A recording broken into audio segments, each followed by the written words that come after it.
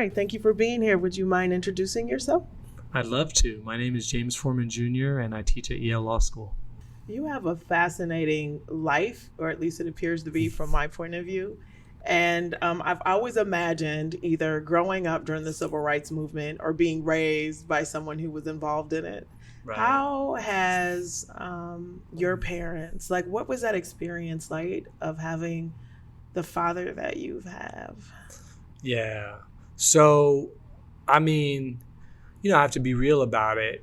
There was a lot that was hard because my dad traveled all the time, and no, we didn't have any money.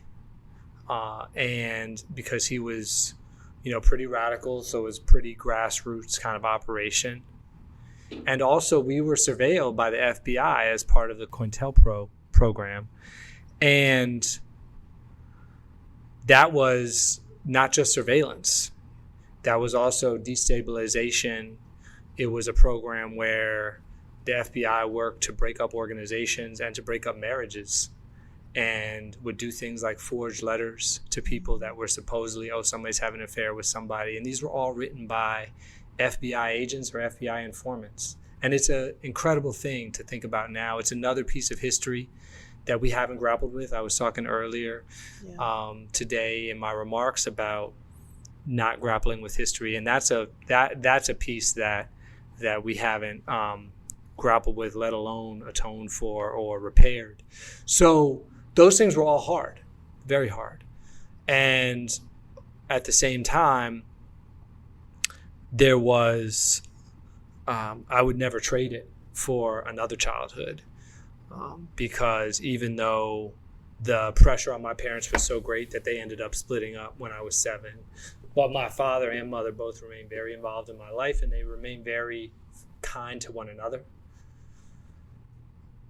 What I got to see firsthand how individual people working in community with allies can transform the nation and do things that everybody said was impossible, and do things that folks said would never happen. And so that was inspiring because it's created an attitude in me that, let's do this. Like, if I want to do something, the same, I think, attitude that you described for yourself, where you say, I came into this foundation and I wanted to start taking issues of racial equity and criminal justice reform seriously. A lot of people don't have that mindset. A lot of people don't think they have the power to make that change. And so one of the things about growing up where I grew up is I always knew I had that capacity and I had that power. Really interesting. So your mother's white. Yes. Your father's black. Yes. And we have this tremendous period of time, an extension of what has happened in the past, where we talk about allyship, and we talk about what does it mean to have cross-cultural conversations, and you'll never understand what it's like to be African American in this country. So don't even try it. And so here you've got these two fantastic people working for the cause of justice that raised you. How did that play out in terms of, you use the word ally, and I imagine that there were probably perspectives on both sides that really created, I imagine, a fantastic balance for you. I think that's right. I mean, I'm grateful to my mother for so many things, but one of the things that I'm most grateful to her for is that she knew that she was going to raise us as black children. That's how we were. That's just what my parents, it was never even the whole biracial, like, that's not even a term. I think I heard that term in college. Wow. And so that was just how they did it. And my mom also thought it was important to, as black children. So remember, I told you they divorced when I was 7. So now imagine this. We're living in New York City just because that's the last place they had lived. And I had got accepted to one of these elite high schools. It was a 7 through 12 school, public school, but you had to take tests to get into, et cetera. And my mom was appalled after the first month, actually before even the beginning of school, because she got a reading list from the school, and it was all white authors for the English reading list. And she went up to school to complain. And the head of the English department had the nerve to tell her, well, can you make any suggestions? And my mom says, I'm a nurse. I'm an emergency room nurse. I am not the head of the English department. So it's not my job to give you suggestions. She was like, but it is not hard. This is mid-1970s, right? There's well-established canon of African-American great writers upon which you can draw. And but that was just the whole vibe of the school. And my mom looked at her life at that point and looked at our life, and I think she got kind of nervous because she was worried that we would go, that my brother might follow in my tracks, and that we might end up in these schools that were on paper great, but actually not good for our identity. And my mom did something completely radical, which is she moved to Atlanta. She just up and moved us to Atlanta, where she had lived in the movement, so she knew people there. Sure. And she didn't tell us then why we were moving, but later she was very, very explicit. She said, I wanted y'all to grow up in a city where you saw Black leadership every day. I wanted you to look at the local newspaper when it arrived on our doorstep in the morning and to see Black people making decisions. I wanted you to be in that environment. And I especially wanted that as a white woman raising Black children. And so that was just like, my mom was very advanced in her thinking. And so I just think she did a lot for us to make what could be a difficult situation. Because then when I got to college and I met kids and they were kind of messed up, right? Some of them had parents that raised them to say that race doesn't matter, and race isn't important. And then they're exposed to racism. Yeah, and they don't have the tools to deal with it. Mm-hmm. So we never had that problem. Yeah, what's brilliant about this story is your mother. And what's sad about it is I have a son who is 24. Mm-hmm. When he was about in fourth grade, I had this same experience in a public school, and all white reading list, all white poets. I addressed it, and they asked if I could send them a list. No, they did not. Yes, of authors of color, right? And so now we got Google. So you don't even have to go to the library to figure it out. But you know what I did? I Googled, and I gave them that list. And I think the other thing that that story shares is that, in the education conversation, we're constantly trying to identify what quality schools are. And we look at indicators. Yes.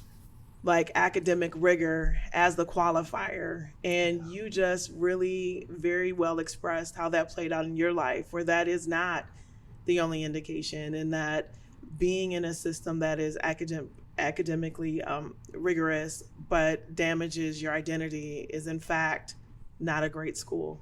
Yeah. No, it's absolutely true. And I mean, one of the things that I loved about going to school in Atlanta is that because the school was overwhelmingly African American, the teachers were somewhat more mixed, although I'd say probably majority Black. They, like, when a teacher walked into the classroom on the first day, they knew that the smartest kid in class was going to be Black, because we all were, right? And it also meant that growing up as a kid, growing up in a community like that, there wasn't like a signed specific way that you were supposed to act if you were Black. Like, right? Like the nerds were Black, the band kids were Black, the jocks, the thug, everybody was. And so it meant you had, like, you didn't have your identity wasn't, like, you didn't feel pressure, as much pressure. Obviously there's cultural signifiers, and it's always better to be cool than to be nerdy. That's the reality anywhere. But still, it felt pretty free in terms of how you could be, and it just wasn't. There wasn't a racial designation to how you acted in the world. Sure. Do you think that your experience growing up and knowing how the FBI and police departments conspired,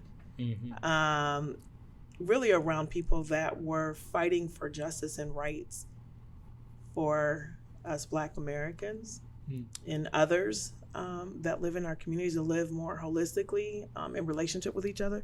Do you think that there's a connection between you seeing how that played out and now your work in criminal justice? That's interesting. I never thought about that question before.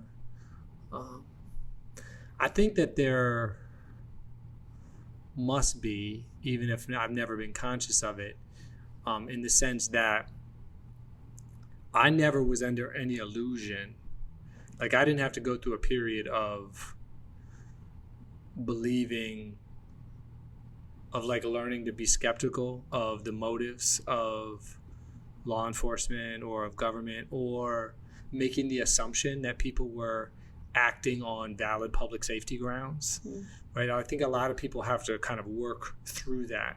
And for me, it was obvious and evident from my childhood that government made decisions about who it was going to surveil and wasn't going to surveil that had nothing to do with public safety, even if it was touted in the name of government safety. And that doesn't mean, to be clear, I don't think that everybody who's I think most people working in those systems are good people, Sure. But the systems themselves are structured in such a way as to produce these outcomes and make it very hard for, it's very hard to, it's so easy to lose sight of what actually would be good. You know, you go into one of these jobs and you get trained up in a particular way and you get told to do particular things. And after a few years, it's just what you do. Yeah. And most people don't, as we were talking about before, most people don't sit down and step back and ask hard questions about how they're living their lives and assume that they have the power to create any kind of change. And so people just go through and go through and go through. I mean, all the time I get emails from people, from law enforcement and others. People say, I was a sheriff for 25, 30 years. You know, I read your book and I'm really starting to ask questions about my career. I mean, I got an email like that last week from a sheriff in rural Michigan. The questioning one's career is really interesting in the times that we're in. And we're seeing it come up, and it's come up in past elections relative to the Clintons and the Bushes and others that push policy that we say has led to mass incarceration. And we have a narrative around that, around the race construct around it, around who participated in that and for what reasons. And your book really talks about mayors and how communities of color partnered in those efforts, and for most cases, really good reasons around it, because we were having the crack epidemic. You know, communities were just unsafe, and so we made decisions at that point. Do you think that we're reconciling with those decisions at this point? Yes and no, right? It's always to an extent. I mean, when I look at, you know, a lot of what I write about and take as my source material is from Washington, D.C. and majority Black City Council. Right now, Washington, D.C. City Council has become almost like a laboratory of reform. I mean, they are doing a lot of interesting and aggressive things in terms of trying to cut back on some of the choices that were made in the past.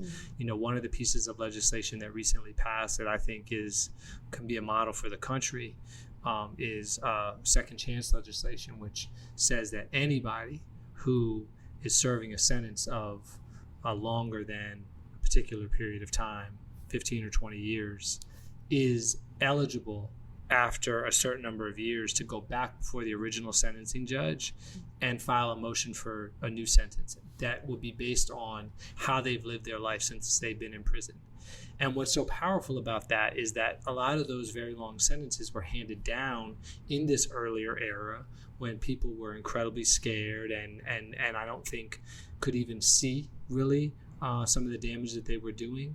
And now a lot of the judges are getting some of those motions, and they're being granted. You know, when I first heard about this, people said, "Oh, it won't make a difference because the judge that gave the sentence, they're not going to reduce the sentence. Why would they do that? They gave it."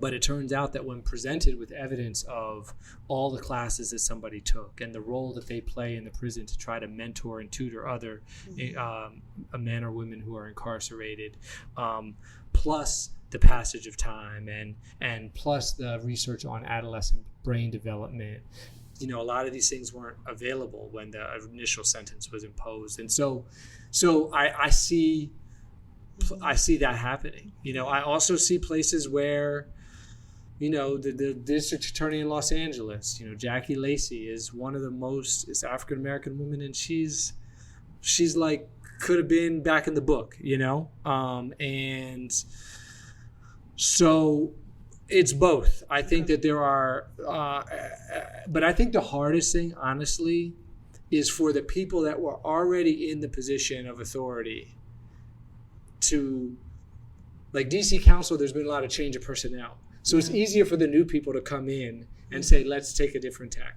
What's harder is for a DA or a judge or somebody who was doing it in the 80s and 90s to even see the error of their ways, because none of us really wants to confront error, admit error in that way, especially not somebody who's meting out what's supposed to be justice, right? Because what does that say about like how many bodies are in prison for how many years that shouldn't have been there on your your signature? The difference between intention and impact. Yes. It feels like this is playing out. We talked earlier, I think there's a couple of things that I would like to talk about. This idea of working on bail reforms, and we all have an image of who's in jail. And they're usually pretty scary, and they're beating people up, and they're sexually assaulting people, they're murdering people, they're doing these egregious things in community. And, you shared that, the details matter and how we identify who's a felon. And I think the felony charge, like as we move forward on bail reform, that's the number one question I get is you're just talking about misdemeanors and you're not talking about felons. Can you talk a little bit about the classification of felony? Yeah, I think that there's two things that get lost when we use a label like that. One thing is the specifics of what happened, and the other things is the specifics of the person who is charged with doing it, right? And both of those get lost by the label. So a lot of people, when they hear felon, it's like that when they hear violent, they immediately assume like rape and murder.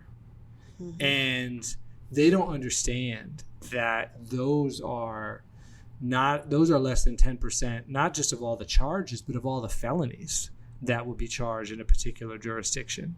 That a lot of cases that are charged as felonies could be a theft of, if somebody walks in this room right now and takes my backpack, I don't know Minnesota law, but in most states, and I bet here, that's a felony because there's something of value. My laptop is in here. And so it's a value. It's a more than $300 worth, and that's a felony. If somebody, I had a client who broke into a building. It was basically an unoccupied like auto plant, kind of, not air conditioning plant. To sleep. That's a felony because he was breaking and entering at nighttime. So you could have 4 kids in a car with a gun. All of them get arrested, and the prosecutor's practice is to charge everybody with possession of that gun. And that's not just a felony. That's considered in most places a violent felony. It might be something that triggers, depending on the jurisdiction, mandatory minimum. So you might be in the back left seat, it's under the passenger seat in the right. You don't even know the gun is there, but you're charged with possession of that gun. And again, these are all people who are presumed innocent. They haven't had a chance to tell their story. Right. So they're held. They're locked up just on the basis of the charge. So that's the charge, but then you also have, what do we know about who's being charged? My client who was trying to sleep in that air conditioning plant was homeless and was suffering from mental illness and now receiving treatment. That's not unusual, right? And so in most cities in this country, the largest provider of mental health treatment is the local jail. The largest provider of mental health treatment in the country is Rikers Island Jail in New York, and the second largest is the Los Angeles County Jail, and the third largest is the Cook County Jail in Chicago. And so what's happening is that all of these frayed or non-existent safety nets net out in the criminal justice system, and they net out in jail. And so you have somebody, so when I say you're not talking about felonies, I want to say, well, what I am talking about is the guy that broke into the abandoned plant to find a place to sleep and was suffering from addiction and mental health treatment and couldn't get services because the waiting list was too long, but they were cold. I'm talking about them. Yeah. How do we feel about that? And that's the thing. Once we start to tell some of these individual stories, I think we can move beyond the label and move beyond the scare, move beyond the fear. Mm-hmm. Yeah, I think that's right. When you, it feels to me like there's a movement around criminal justice reforms or people understanding more around mass incarceration. And I've learned even today from you is that that's a newer term, or actually maybe even in the book, a newer term, or nonviolent drug offenses, right? These are things that I just assumed were always around and kind of the common understanding of the criminal justice system. So my question is, it feels like there's growing movement, and I think some of that may be to the visibility of some of the stories, similar stories like you just shared. And in a few of my conversations, I talk about Khalif Browder, and I just feel very obligated to that young man to just tell his story wherever I can, right? In jail, 3 years, Rikers, for stealing a backpack. And the visibility of that story, and I think celebrities getting involved. Do you think that those are some of the reasons why it feels like there's a growing sort of effort and movement around reforming these systems? Or, can you share from your point of view what you think is happening right now across the country relative to this issue?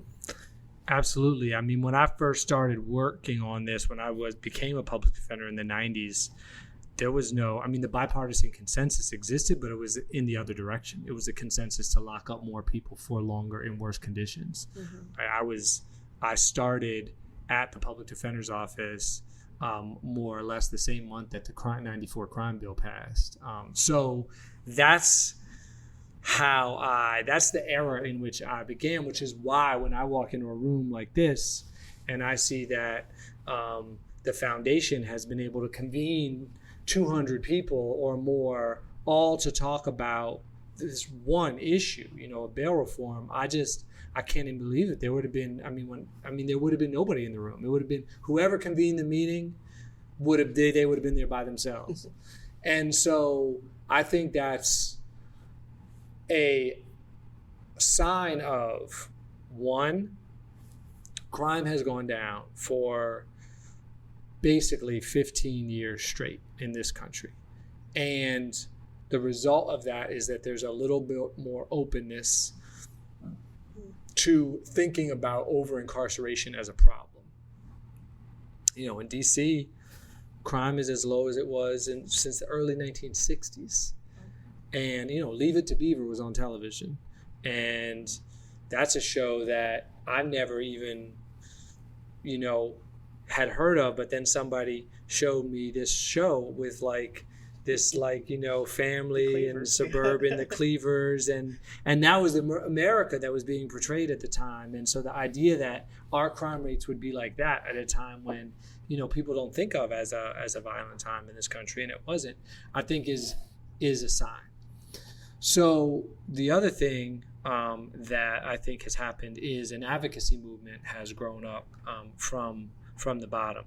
And these are activists and advocates, nonprofit organizations. One of the reasons why building a robust nonprofit infrastructure, I think, is both so important to creating the moment that we're in now, as well as propelling it further. Patrick Sharkey, who's a sociologist, has done this terrific research, and he has found that you can actually measure by the increased number of nonprofit organizations in a particular community, that for every 10 that arrive or increase in number, you can measure the crime reduction which they've caused. And so it's a direct correlation that as you build up this capacity, you drive crime down.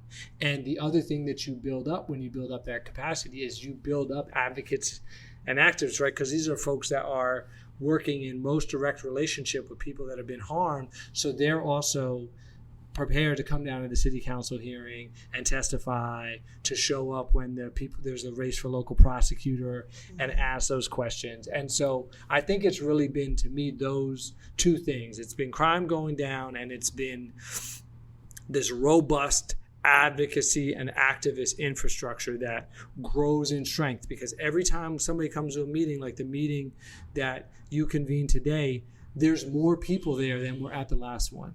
Right. And that is telling people, hey, my cause is gaining in strength and is growing in power. And so that makes them more inclined to show up the next time.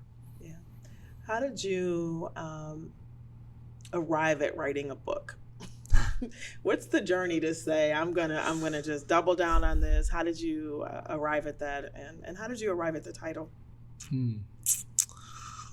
So the book really grew out of the fact that I was obsessed with this question of how to explain the fact that when I was operating as a public defender in DC, and my office was an amazing, it was a mostly African-American office, but pretty integrated. A really beautiful place to work. And as lawyers, we talked a lot, especially the Black lawyers, we talked a lot about the fact that we were doing this work as racial justice work, and we were walking into courtrooms and there were other Black people who didn't apparently agree with us because some of the judges and some of the probation and parole, and as a public defender, you have to have a kind of a righteous anger, right? You can't do the work. You just have to believe in the righteousness of your cause. So we didn't really stop to reflect on, well, what were those people thinking? Sure. Right? It was just we were right and they were wrong. But then when I left the office, I did start to think more about the fact that everybody else who was in that courtroom, they have a story and they have a motivation. And what are they thinking? And so I knew I wanted to write about that. And I felt like the only way that I could tell the story in the complexity and the kind of nuance and the richness that I wanted, that I could show a diversity of Black perspectives on the page. Because that's what I hate about, you go to a movie or television show and there'll be one Black character and they're supposed to represent the Black community. And again, growing up in Atlanta and then living in DC, I knew that wasn't the truth. Because I was having arguments all the time with other people in my own community about what to do on all these issues. Imagine that. Right? Yeah. So I said, okay, it has to be a book. And then the title came, I had the title early on. And for 4 years, I toyed with new titles. The title is from a line in the introduction, because after I described this scenario in court where the African-American judge locks up my African-American client and invokes the civil rights movement as a rationale for doing it, I have a question in there which says, how did this community end up locking up so many of its own? And a friend of mine, early on when I was just sort of looking for a working title, guy named Arthur Evanchek, who's in Cleveland, who's one of my dearest friends, he said, well, maybe that line should be the title, Locking Up Our Own.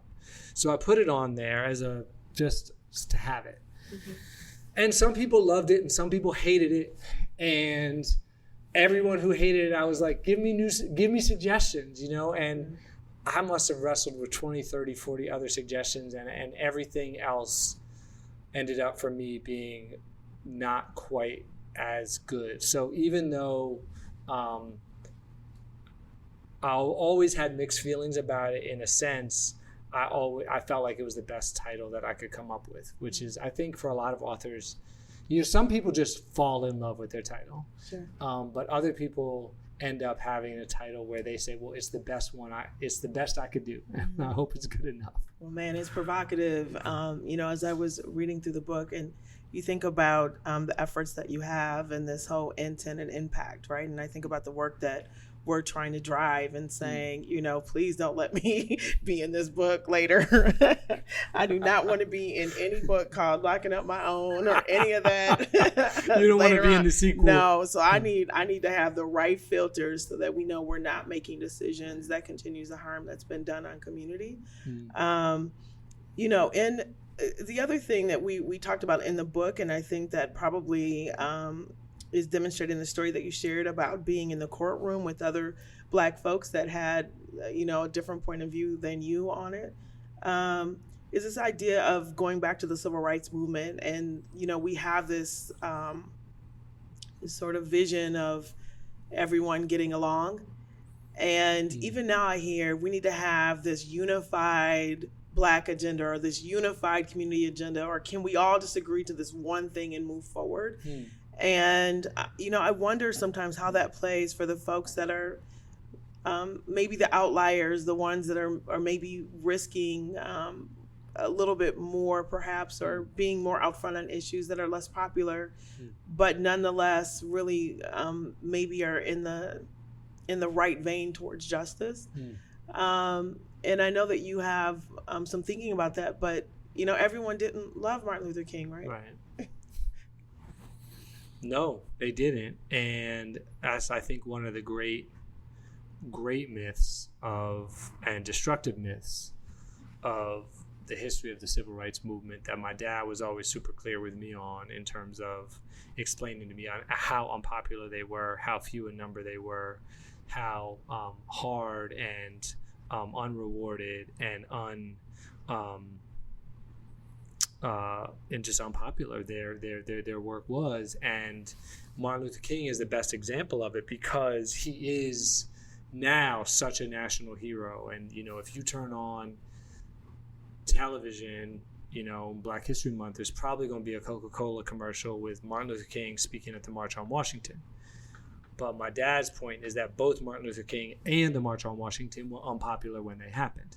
And what that tells us, I think, is that we have to be a little bit like that public defender mentality that I mentioned to you, which is that we have to be righteous and we have to believe in our cause. That doesn't mean don't be open-minded. It doesn't mean don't listen. In particular, we have to listen to the communities and individuals who have been most directly affected, the families that are injustice involved, people who have been or are incarcerated or have that convict or felon label following them in life. Yes, but it means that we can't be dismayed or dissuaded when we call a meeting and there's not that many people there. And we have to know that we are going to build on that and keep building on that. And that's the only way that transformative change has ever happened, because by definition, transformative change is going to be unpopular because it is transformative. And most people don't want to be transformed. Right. So here's some other things that I've kind of made up in my head about you and your family. And one of them is that John Lewis was regularly in your living room. And I just love that man and his courage, and am inspired by the number of people that were young people in the movement that have stayed so consistent and so dogged on the issues relative to civil rights. And so tell me, please, that he was in your living room. He was not regularly in our living room, but his spirit was. Yes, he is as much of an inspiration to me as he is to you, but I don't have any great John Lewis stories that I can share. I'm sorry. And how about anything for our dear Representative Elijah Cummings? I met him once, but I didn't know him again in that way, in terms of being as a child. I think a part of it was, I grew up with my mom and not with my dad. Mm-hmm. And my dad was more connected, I think, with some of those folks. He is a hero. He's a fighter. He stood up for his city. He stood up for his people. He was somebody who kind of grew and changed with the times and was open to absorbing new information, right? And was never not progressive on criminal justice per se, but became, more so. Mm-hmm. And I think that, he obviously stood up to the president on behalf of Baltimore very recently.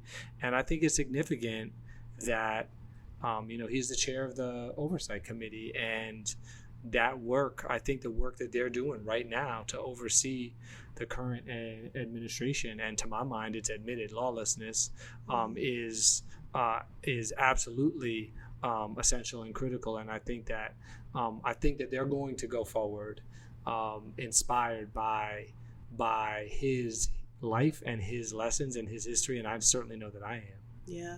I know his line where he talks about, I grew up where The Wire was filmed, right? Like, It just really just puts the period on the point. Yep. How important is it to have representation in this work from people that have lived the experience? Like, sometimes I think that we collectively like the idea of it, and I find that we very seldom actually embed people with that lived experience. And value their expertise in the same way. I think you're right. I think it's essential, but not sufficient. So I think it's not sufficient for the reasons that we've sort of made some reference to in terms of the book. Like, I don't think that bringing more Black police officers onto a police force is sufficient to change how that police force behaves. But I do think it's necessary that in every position of power and authority, whether it's the government or philanthropy or academia or law enforcement or civil service, you name it, I think that we have to be aggressive and intentional about bringing in a diverse range of perspectives and experience, and in particular, which is I think what you were asking in your question, in the space of reforming and transforming the criminal legal system, we have to be absolutely committed to bringing in as many people from the neighborhood where The Wire was filmed, and as part of that, people who were directly victimized by the violence and or the incarceration, or both. And so that means community members, people who have been locked up, people who have been arrested, people who have been incarcerated, that they need to play leadership roles in the movement. It can't be a movement that talks about people without having them in direct positions of power and authority. And it can't just be the community outreach position. Right. It also has to be embedded in the leadership of the organization. Can you say more about why bringing in more Black officers into the police department won't necessarily, I think that we sometimes have trouble making this distinction between the people and the system. Right. Well, and certainly we value it, but right. that there's some pretty seeped yes practices and policies. Yeah. There's something about policing that trips us up. Like, if I were to tell you, does hiring more Black firefighters going to change the way the fire department fights fires? I think your first reaction would be probably not. And now, I still think it's important to hire more Black firefighters, even if they... Now, policing is, of course, different because the function that we give them assumes maybe some greater level of of understanding, connection, intimacy with the people that they're, the thing they're doing isn't like this fire that I'm going to go like spray water on, right? So I'm not trying to say it's exactly the same. But I do think that the reason why the kind of analogy is useful is it reminds us that there are systems and approaches and structures that are going to exist regardless of the people who populate them. And so while I think hiring more Black officers and promoting more Black officers is essential, both from a reparation standpoint, because people deserve the opportunity to have good jobs, and also potentially from a change standpoint, but only if it's also accompanied by other measures, by changes in training and changes in oversight. I mean, think about, DeRay McKesson talks about this all the time. He talks about how if your punishment was to go to training, would it change your behavior, right? But that's what we do with police officers typically who break rules, sometimes who break the law, is this non-punishment of, well, we'll give you some more training. And so I think that we have to really think aggressively about the role that we have given, the function that we have assigned to police, and the tools that we have given them to execute on that function. And that those things have to be attacked at the same time as, and probably even first, but certainly at the same time as we think about bringing in, and the last thing I'll say is, one of the mistakes that I think that we face with Black officers is we've just assumed that if they're Black, then that we don't have to ask a set of questions about like their values and their belief system and why they're doing the job and their commitment to the community. Like their Blackness stands in for all that. Yeah. And my vision of police hiring is to get rid of the warrior model and to bring in more of a social work model. So I would like to see police departments going and trying to hire people from schools of social work and from schools of public health and bringing in people with those kind of values. But what I'm trying to say is if you're hiring a Black officer, I want you to be asking them those same set of questions and not just assume, oh, okay, well, they'll be all right. Right. Before we wrap, do you have any advice for our community as we are moving forward in our reform efforts around bail reform? I think the main thing that I would say specifically on bail reform is that it's essential that whatever reforms get enacted, they can't be simply replacing one punitive incarceration-oriented approach with another, which I've seen happening now in some jurisdictions, is that they are, whether it's because they have a very expansive definition of preventive detention. So there's a whole bunch of kinds of offenses that get you locked up without bail, or because they're relying on these risk assessment tools that have all kinds of biases and prejudices baked into them, and again, deny the individuality of the person. That my fear is that if people go one of those two routes, then they end up enacting a reform, and then 2 years, 3 years later, they see that there has been very little, if any, reduction in the number of people who are incarcerated pre-trial. Because to me, that's the bottom line. The bottom line is our community reducing the number of people that is in jail? Not changing the label or the statutory designation of what got them in jail. Because what we've seen in jurisdictions that have reduced their jail population is that violence has continued to go down. So it's not a trade-off. In fact, I think it's the opposite, because the research shows that being in jail, which is a toxic, brutal environment, is criminogenic, makes it more likely that you're going to commit crime. So right now what we're doing is we're taking people who might not be at a risk of creating crime. We're putting them in a scenario where they're being degraded and dehumanized and demoralized and severed from their family ties and severed from work. And then when they come out, they're more likely to commit a crime. And so for me, the number one lesson is Don't replace one punitive system with another. The second lesson is keep your eye on the numbers. Keep your eye on the numbers and continue to drive the numbers down. People are going to tell you that if you do that, things will get less safe. They said that in D.C., when I was a public defender, there were 220 children locked up in D.C.'s juvenile jail. Last night, there were 26.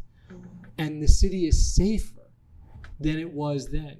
And so we have examples of this now where we've reduced the number of people locked up and crime has gone down. And we constantly have to bring those out and put them in people's face so they understand that this isn't going to make them less safe. Yeah. If our listeners wanted to become more informed on this issue, besides reading your book, Locking Up Our Own, what other recommendations would you have for them? Absolutely. Well, they can follow me on Twitter. I'm at James I forgot my Twitter handle, but I'm at James Forman Jr. And the other thing that I would recommend, that there's a couple books I would recommend people take a look at. Danielle Sered's book, Until We Reckon, is a fabulous book about restorative justice and the power of restorative justice. And it really shows an alternative, because I think people are really desperate for alternatives.